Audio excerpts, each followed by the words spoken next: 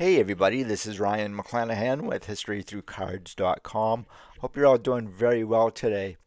Looking back at 2025, it was an amazing year for me personally and professionally, and I got to go to the National and I met up with a lot of fellow YouTubers, content creators, and collectors and dealers, and I picked up a lot of really interesting cards, stuff that I didn't even have on my radar, and mostly because of the price tag. And while I did show you a lot of this stuff at my review of the National, there is one card in particular that I wanted to discuss with you today. In fact, it is Oscar Robertson's rookie. And when I got this, it was raw, and I had to actually get it graded just because of the expense of the card. But Oscar Robertson, to me, has a really fantastic, not just a career, but a fantastic story as well. That I think there's certain aspects that have been really kind of like flown under the radar, if you will. And I actually, when I bought this, I actually had to give up my 1954 Topps Alkaline rookie to purchase this. And some of you might be saying, that wasn't worth it or whatever, but I see a lot of Alkaline rookies than I do this card, and this card's actually been quite expensive for decades. So for me, it was kind of a no-brainer to do that, and I actually purchased this from Stan Locke, and Stan has an amazing selection of cards. He's always great to do business with. And Stan, thank you so much. I really appreciate it. You have no idea what this means to me. And so I do actually have a few other of Oscar Robertson's cards. Unfortunately, I cannot find his 1971 Topps basketball. It's somewhere in a box. At some point, I'm sure it'll come up, but the 1972 Topps here, you guys can actually grab this really cheap. In fact, I think I've seen it for like 15 bucks. So I think this one, it's a little off center. I might actually upgrade to a centered copy if I can, just because I really like both of those sets, and you guys know how much I enjoy the 1971 and 72 and even 73 Topps basketball sets. They are classic to me. And so uh, Oscar Robinson has just this amazing career. He's probably one of the best basketball players of all time. But aside from all of his accolades, there is something about his career that really does fly under the radar for a lot of collectors and dealers might not know that he has this pioneering antitrust case of the 1970s. Now, there actually are two major antitrust cases involving sports in the 1970s. One is the Topps or the Flair versus Topps antitrust case, the monopoly case from 1980 that first started in 1974. The other one is Oscar Robertson's case from 1970, and both of them took a while to uh, to go through the court system, the Federal Trade Commission, and whatever. So today, I'm not just going to talk about Oscar Robertson's career. I'm going to talk about his antitrust case with you guys and kind of bring that back into light because this was during the 1970s. This was a major case, and over the last 4 decades or so, it's quietly kind of people don't understand or they've never read about it, and so it's quietly slipped into the fog of history, if you will. So I had thought initially to read the entire case to you guys, but then I'm like, you know what? I don't want any of you guys to fall asleep over this stuff, and quite frankly, like if you're not really into like legal cases like I am, like you might find it very boring and very long and tedious and arduous and a lot of legalese, which I know people absolutely love. And so um, I'm gonna leave a link in the description below if you really do want to actually read this case, you can do so. But I thought it might be actually easier to read it through the newspaper accounts at the time and also go through Oscar Robertson's career with you as well. Kind of like a shortened, condensed version, if you will, because I know if I was the one who was watching this, I'd probably fall asleep too, because legal cases, if you're not a lawyer or you're not really interested in legal cases like that, it could be it could be boring. So anyway, guys, I think that you're gonna really enjoy this. So here we go. This is from the Longview Daily News, Longview, Texas, February 4th, 1976. Players win long pending war in out of court settlement by Fola Smith. Philadelphia. The controversial option clause in basketball's version of pro football's Roselli rule were eliminated, and a $5 million settlement for past damages was agreed upon Tuesday when the NBA Players Association and the owners reached an out of court agreement on the long pending Oscar Robertson antitrust suit. The agreement appears to represent a near total victory by the players in their long standing battle with the owners. Settlement of the suit opens the way for open merger talks between the NBA and the American Basketball Association. The NBA was barred by an injunction which will now be lifted from discussing merger until the Robinson suit was settled. The settlement of the 6-year-old case still must be approved by the U.S. District Court Judge Robert Carter. Player spokesman arrangements will be made to present the settlement issue to Carter Friday, and it may take as long as 10 weeks before a decision is reached and the full suit withdrawn. The class action suit, filed in 1970 by former Players Association President Oscar Robertson, charged NBA owners with unfair restraint of players' freedom through the college draft. The option clause, which bound a player to his team for 1 year beyond the length of his actual contract, and the compensation clause, a variation of the Roselli rule, whereby a team must compensate another club for the loss of a player. The out of court settlement provides for doing away with all three practices as they currently exist over a 4 year period. Players employed in the league between 1969 and 1970 and now are presumed to have been damaged by the three practices and will receive an estimated total settlement of $5 million. Player Association counsel Larry Fleischer said the main points of the settlement are as follows.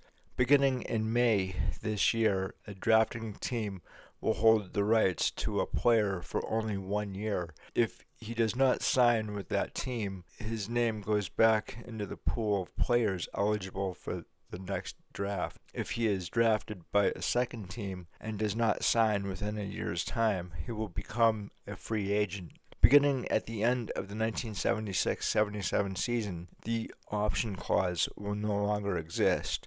Excluding these exemptions, any rookie signing for only 1 year will also have a 1 year option clause. New York player rep Bill Bradley said the theory was that a team should have a guaranteed 2 years to evaluate new players' talent and worth. Any player wishing an option clause may negotiate for one. Beginning in 1980, the existing compensation plan will be replaced by one termed the right of first refusal, in which a team with a player whose contract has expired will have the opportunity for 30 days to match another team's offer. If the original team refuses to match the offer, no compensation may be determined by the commissioner to be paid by the second team. We arrived at what we believed at a workable, equitable system for professional basketball, Fleischer said. Bradley said of the settlement, "This agreement is not anarchy in any way. It provides a gradual, reasonable granting of freedom to players." Regarding compensation, Fleischer would not go into details, but said the reported $5 million would be distributed on a sliding scale according to seniority and length of time in the league. Seniority would be determined from the 1966-67 season. Fleischer said the agreement also calls for the owners to pay all legal costs incurred by the players since the suit was filed in 1970. There was some confusion when the settlement would become legally binding.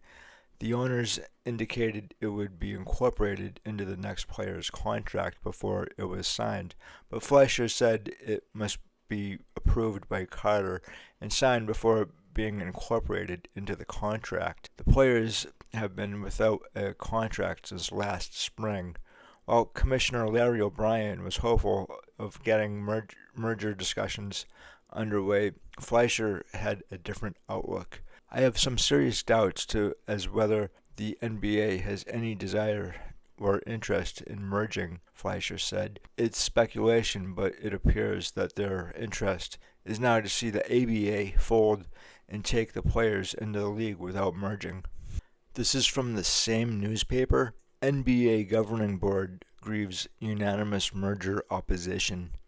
National Basketball Association Board of Governors Tuesday declared its unanimous opposition to a merger of the league with the struggling American Basketball Association or any other league. The announcement by NBA Commissioner Larry O'Brien came on the heels of the announcement that players and owners had agreed to a means of settling out of court the so-called Oscar Robertson freedom suit. The settlement calls for modifying the draft and eliminating the mandatory option clause and compensation clause over a 4-year period. The entire settlement, if approved by the presiding judge, would not be renegotiable for 10 years. The Oscar Robertson suit had been believed to be the major roadblock to the NBA-ABA merger talks. The players had won an injunction prohibiting such talks until the case was settled. However, it turned out that the NBA owners were not interested in merger anyway and said so in a resolution adopted unanimously Tuesday. The resolution reads as follows. Quote, "The Board of Governors of the NBA is unanimously opposed to merger of the NBA and with any other basketball league, and all representatives of the NBA are instructed to take no action or make any statements inconsistent with their policy." The ABA teams earlier this season valiantly petitioned to gain admittance to the NBA. The ABA still has pending against NBA a $3 million antitrust suit, which is scheduled for trial this summer. The ABA originally sought $100 million in damages, but that amount was reduced by the court. Mike Burke, president of the New York Knicks, said the decision against the merger, "Our judgment was that the continued economic fight with the ABA was not as important as taking care of ourselves and our internal problems." The player representatives all met Tuesday morning before announcing at noon that would accept a settlement to the Oscar Robertson suit that was worked out by the player and owner advisory committees over a period of several weeks. The Board of Governors approved the settlement Monday by an overwhelming vote, O'Brien said. The settlement appears to represent a near-total victory by the players in their long-standing battle with the owners. O'Brien said, however, there was give and take on both sides, and he indicated the owners felt that it was a victory when it was agreed the settlement would bring worked into the collective bargaining agreement. This is from the Springfield Republican, Springfield, Massachusetts, April 29, 1980. O's feelings were mixed, by Dan Conkley. Oscar Robertson was pleased, but not ecstatic, flattered, but not overwhelmed, touched, but not moved. The "this is my greatest thrill" stock quotation that most new Hall of Famers carry to Springfield on induction day was missing from Robertson's satchel Monday. His sense of the usual emotion involved was incomplete. "To be honest," Robertson related, "how can I relate to everything this is supposed to be when most of the people elected before me are people I've never heard of? I think that's a problem." Certainly, I'm familiar with some of the latter names, like that of Jerry West and Jerry Lucas, who accompanied Robertson into the hall Monday. But what about people like Marquette Haynes and Goose Tatum, some of the names from the great Globetrotter teams? Those are the names that I grew up with as a young basketball player, the names I associated with, and I don't see them here in the Hall of Fame. Don't get me wrong, his induction is a big honor, the ultimate recognition, but how does a person qualify for the Hall of Fame? His accomplishments in the game, people like Haynes and Tatum were instrumental in the history of basketball. Most of us played before fans. They played before kings and queens. It is easy to read racial thoughts into Robertson's statements, and he doesn't casually discard the idea. I don't know the answer for sure, but I do know some of the trustees and some of the people who might vote for new inductees, and I know that it isn't a problem with them, at least. I think that instead it might be a different problem, one of awareness. Maybe some of the voters have to be made aware of these people.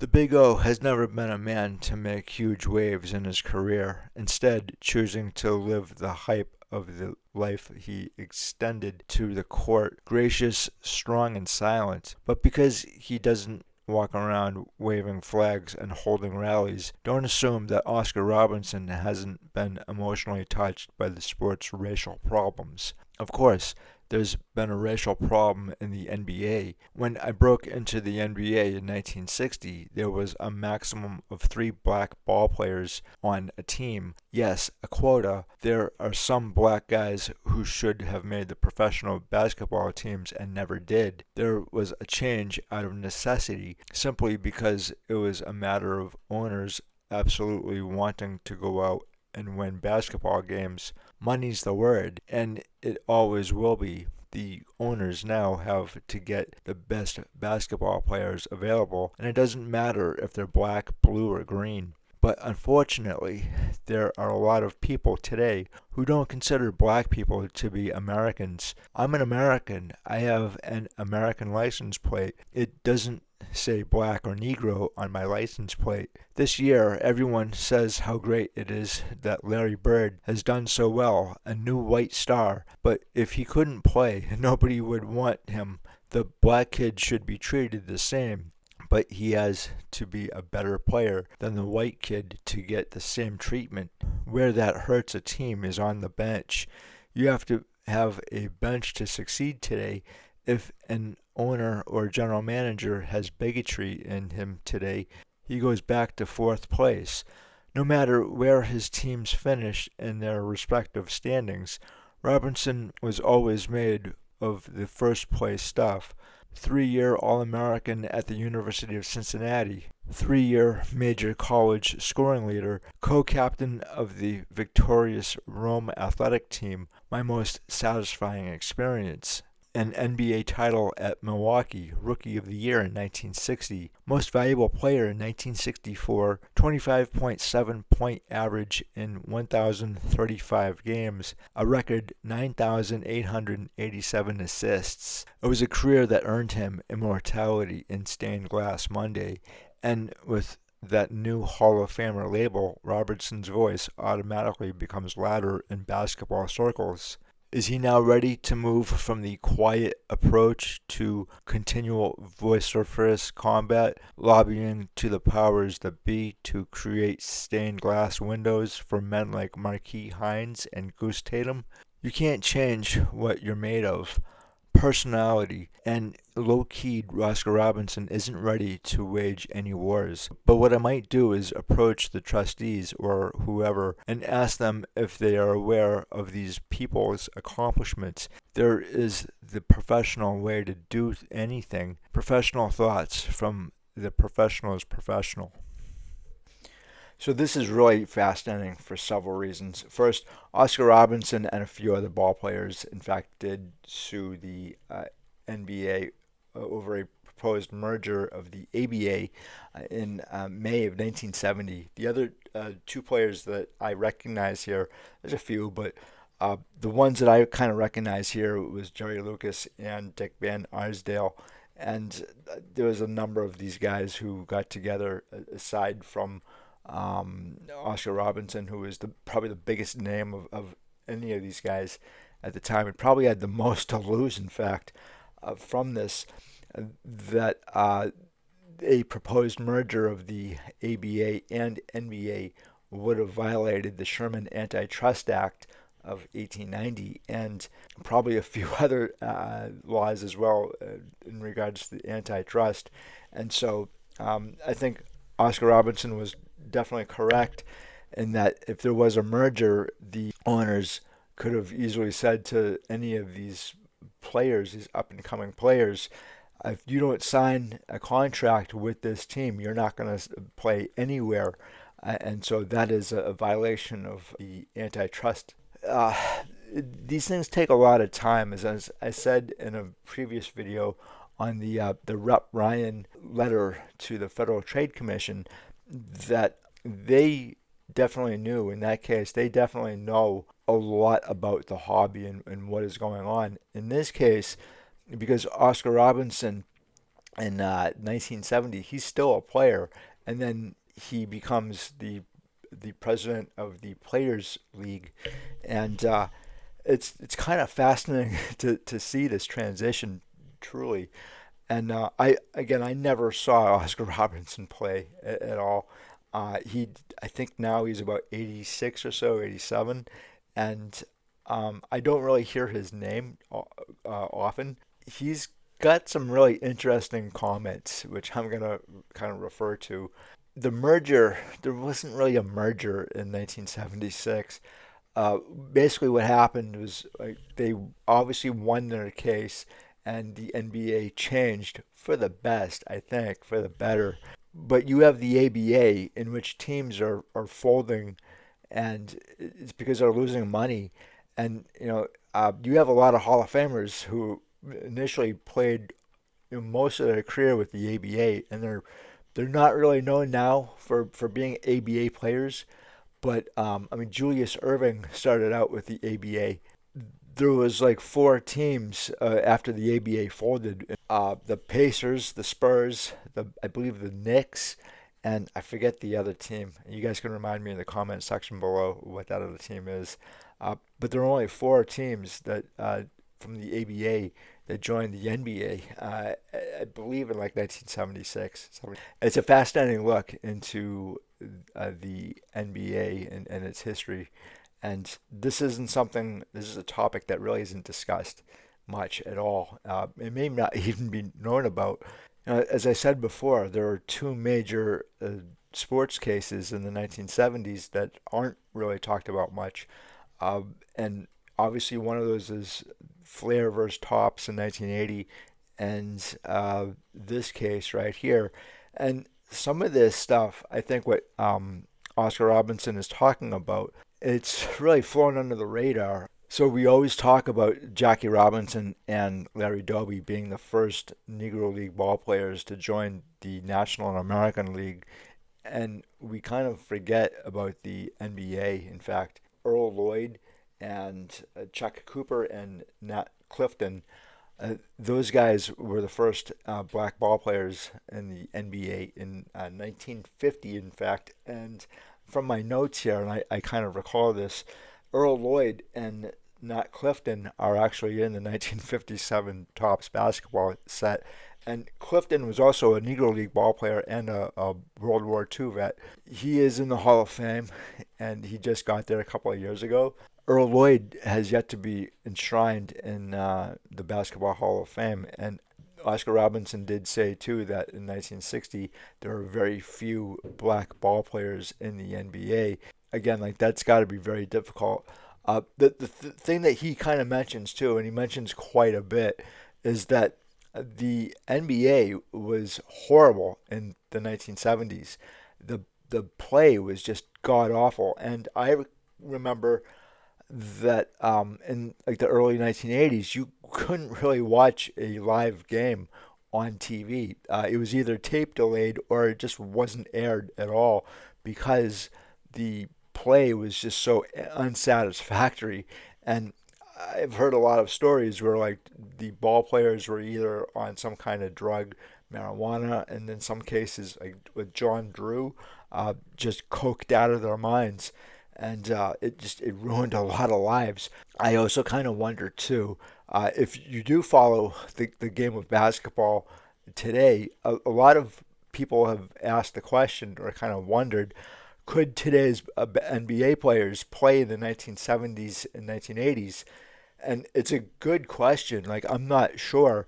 Obviously, like, you have Michael Jordan who transformed the game of basketball itself, and he changed the uniform. And, thank you, Mike, for that. I really appreciate it. Me being a basketball player in high school, um, I really appreciate that. Uh, but, and I'm not going to go into any detail here as to why I appreciate it.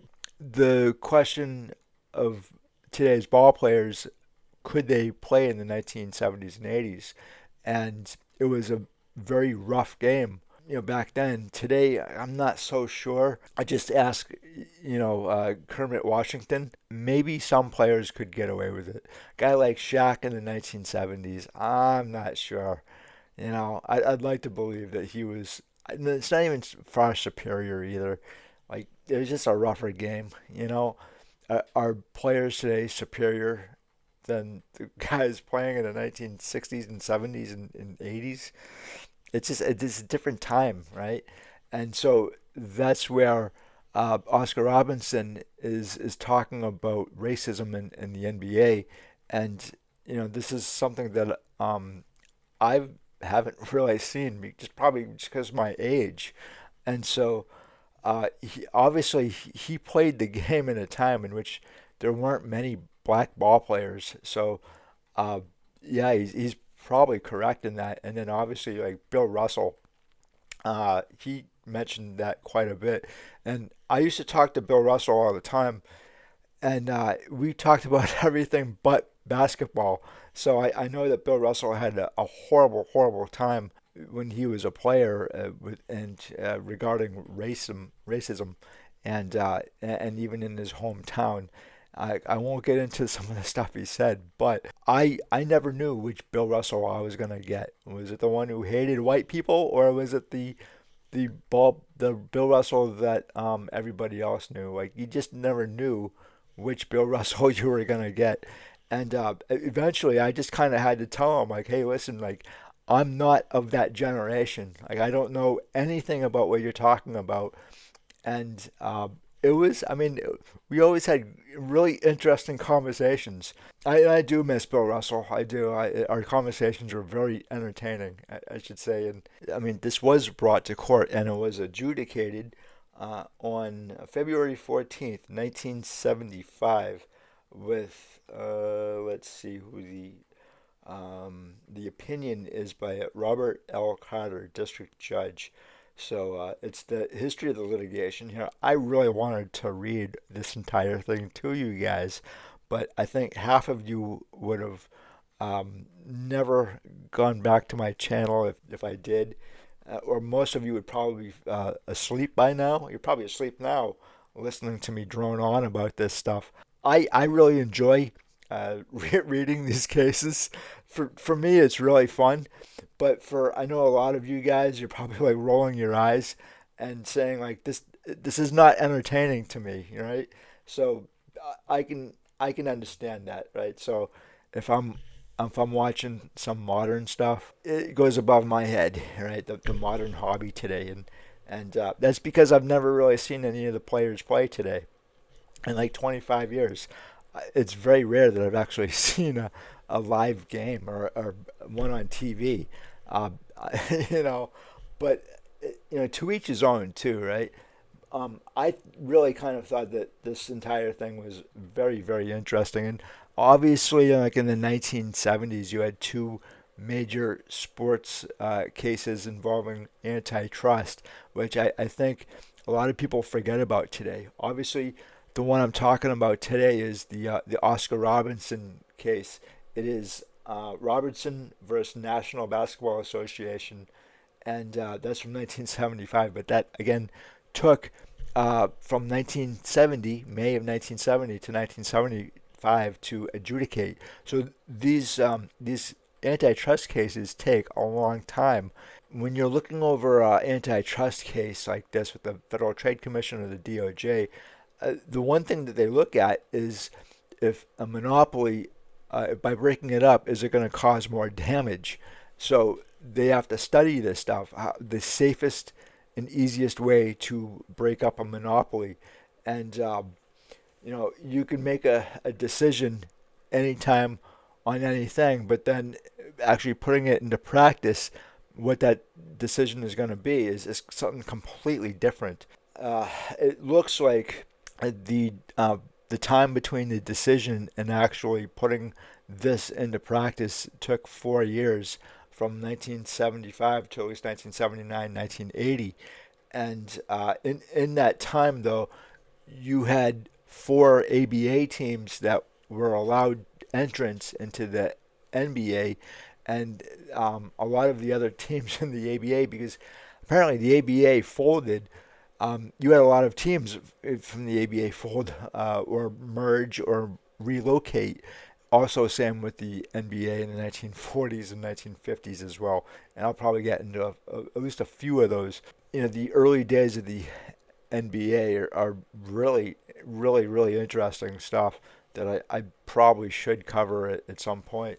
But this is a part of Oscar Robertson that a lot of people don't actually know about, which I wanted to tell you guys about today. And again, it's one of the reasons why I really enjoyed Oscar Robertson's cards as well. And again, like if you guys have any questions in regards to any of this, I'd love to hear what you guys have to say. And I just wanted to tell you guys a little bit more about this without actually having to read the entire uh, legal case, which would probably bore the hell out of you guys. Again, it doesn't me because I really love this stuff, but not everybody does, and I have to respect that. So, anyway, guys, until the next time, I will talk to you later and have a good one. Bye.